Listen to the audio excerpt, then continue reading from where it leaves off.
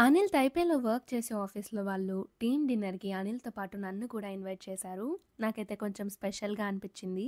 అనిల్‌కి office అయ్యేలోపు ఊబర్‌లో నేను Anil office వరకు వచ్చేసాను. అక్కడి నుండి మేమిద్దరం కలిసి వెళ్ళామనమాట.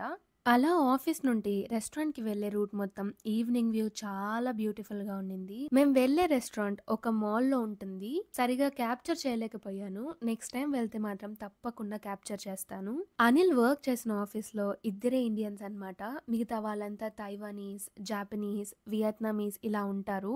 ఇలా డిఫరెంట్ డిఫరెంట్ కంట్రీస్ నుండి వచ్చిన పీపుల్‌ని మీట్ అవ్వడం ఇదే ఫస్ట్ టైమ్ నాకు.